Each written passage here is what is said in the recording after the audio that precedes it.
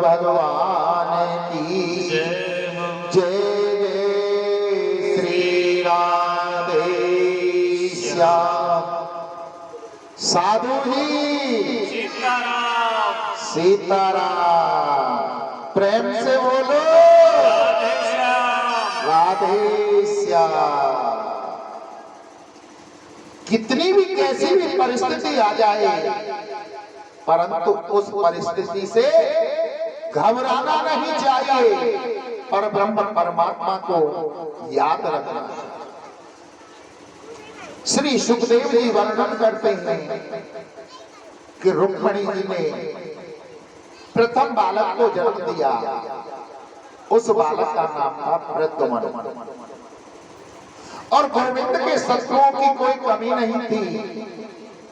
एक सम्मासुर नाम का राक्षस आता है और प्रसूत का ग्रह से उस बालक को चुरा कर ले जाता है। आकाश मार्ग से जा रहा था कि समुद्र में उस बालक को फेंक दिया।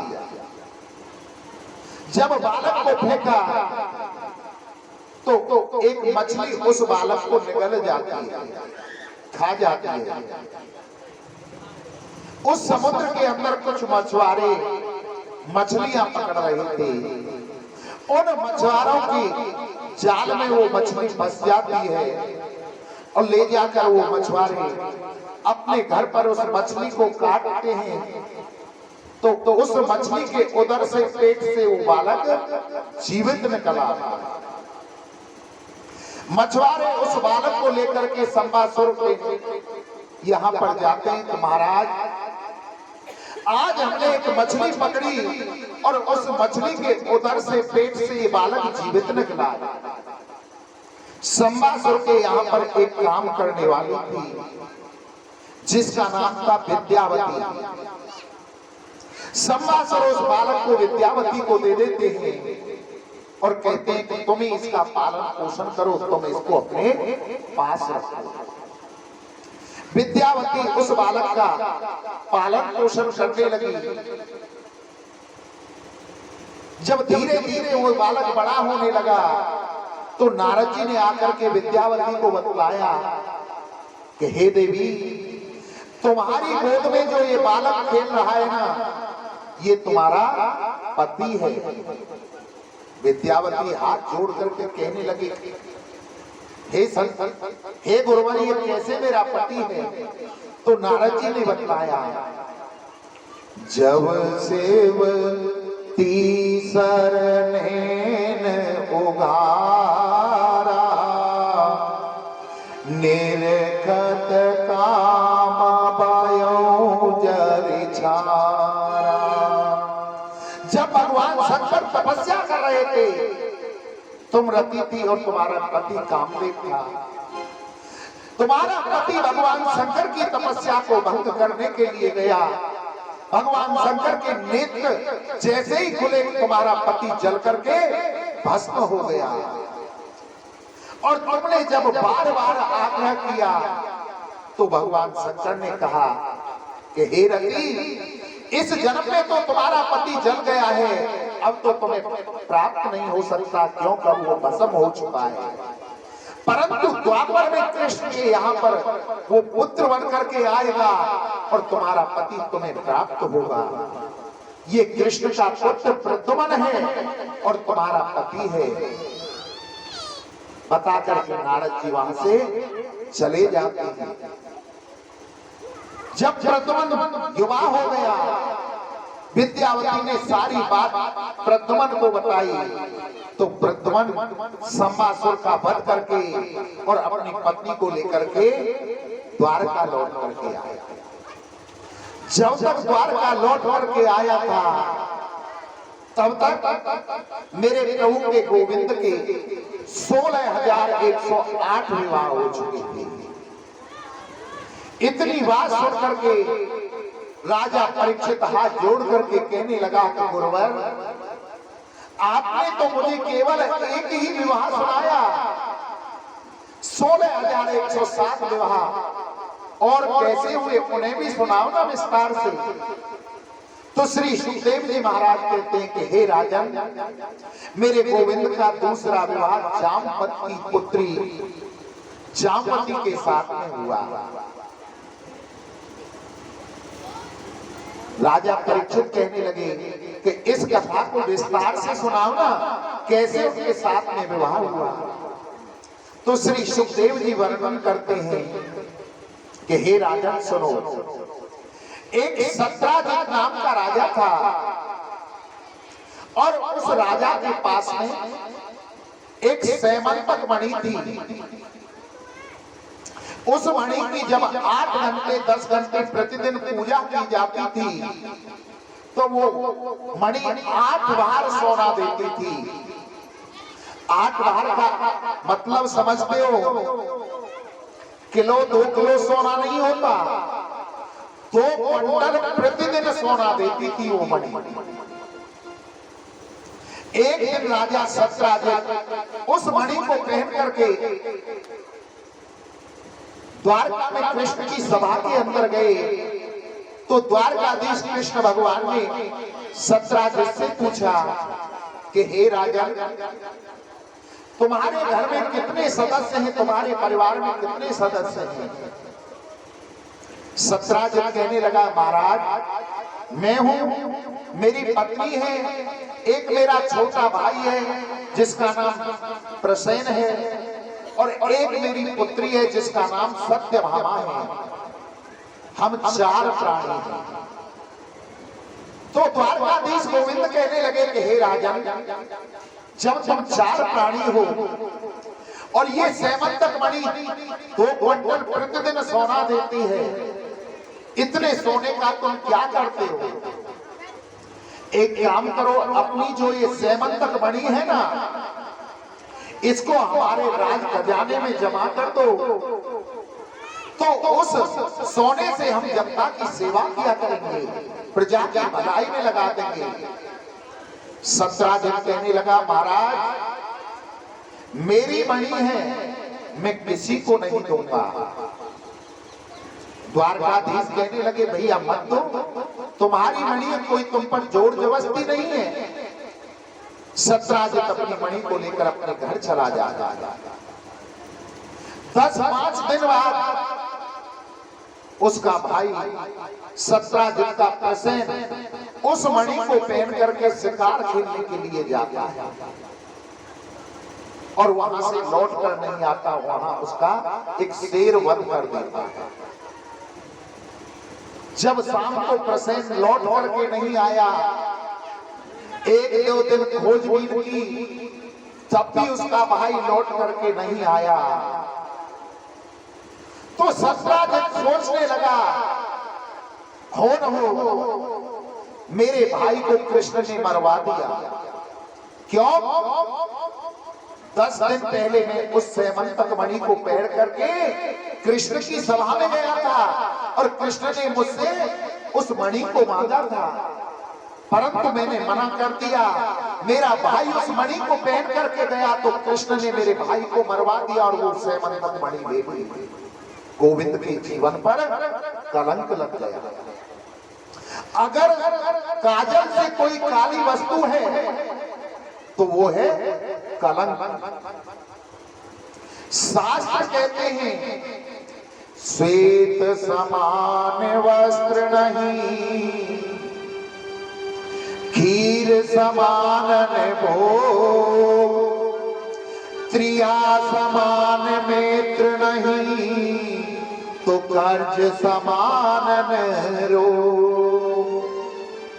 श्वेत वस्त्र के समान कोई वस्त्र नहीं होता।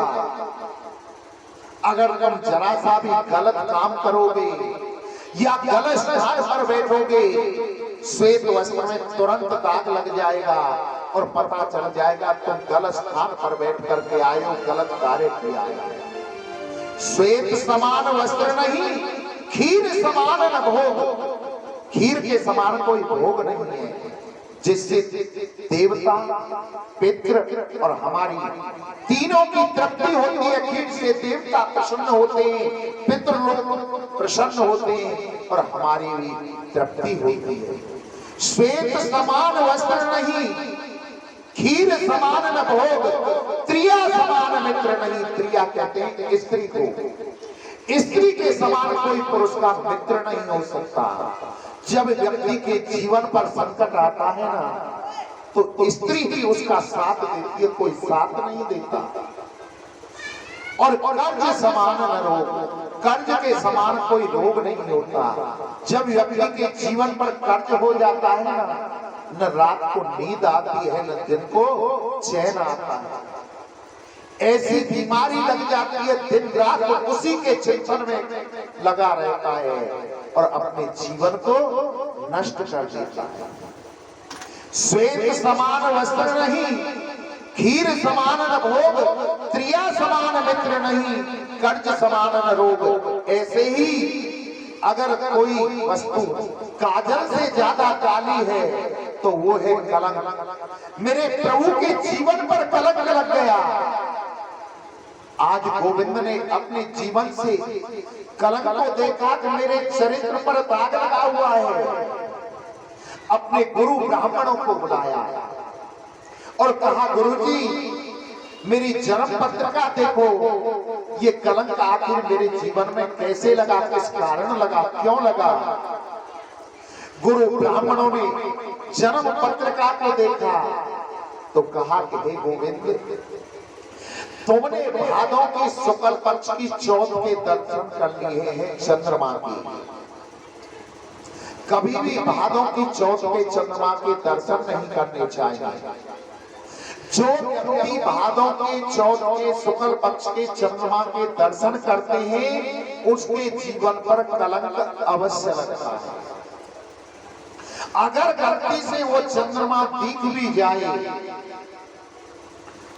तो 3 बार श्री गणेशाय नमः, श्री गणेशाय नमः, श्री गणेशाय नमः और 5 बार ओम नमो भगवते वासुदेवाय या जय श्री कृष्ण, जय श्री कृष्ण, जय श्री कृष्ण, इसको बोलने से उसका निवारण हो जाता है। अब गोविंद अपने जीवन से उस कलंक को हटाने के लिए 10-5 सैनिक लिए अपने साथ और वन में गए।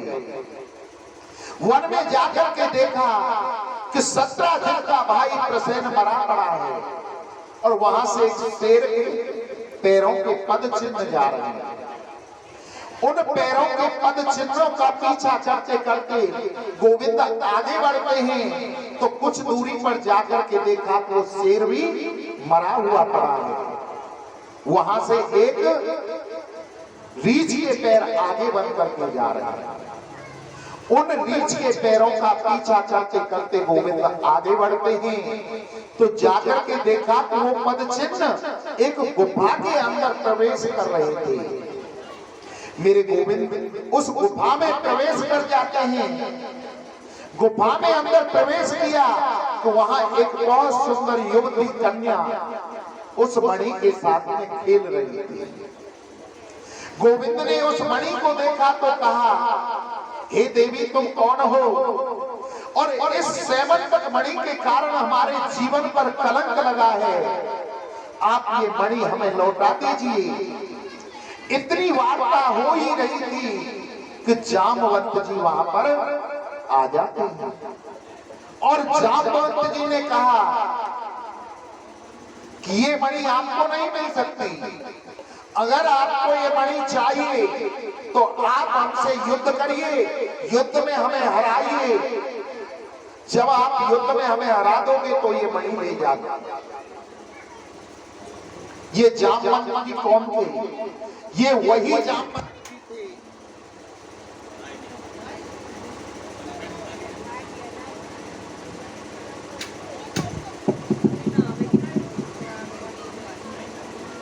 ये वही जामवंत जी थे जो भगवान राम के साथ में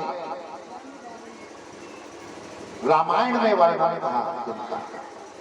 जिस समय रामा युद्ध हुआ, जिस समय रामा युद्ध हुआ तो उस समय सब सैनिकों ने जो वानर थे राम की सेना में, किसी ने 2 राक्षसों को मारा, किसी ने 4 राक्षसों को मारा, किसी ने 10 राक्षसों को मारा। और जब उन वानरों से पूछा तो वानरों ने बड़े हर्ष के साथ बताया कि महाराज हमने 2 मारे, हमने 4 मारे, हमने 10 मारे। कुछ वानर कहने लगे कि ये जामवंत जी तो बूढ़े हैं, इन पर एक भी नहीं मरा है। जामवंत जी के नेत्रों से अश्रु बहे और जामवंत जी भगवान राम से कहने लगे कि हे प्रभु, मैंने अपनी इन आंखों से इस सारे युद्ध को देखा है। इस युद्ध में मुझे सिवाय आपके कोई योद्धा ही दिखाई नहीं दिया है। आप पूरी रामायण को पढ़ लो। रामायण के अंदर 3 ही वीर हैं, चौथा कोई वीर ही नहीं है। एक है लक्ष्मण वीर, दूसरे हैं बजरंगी बली हनुमान जी वीर और तीसरे हैं मेरे रघुवीर, जिनकी महिमा का क्या वर्णन कि प्रभु सिवाय आपके मैंने कोई योद्धा नहीं देखा।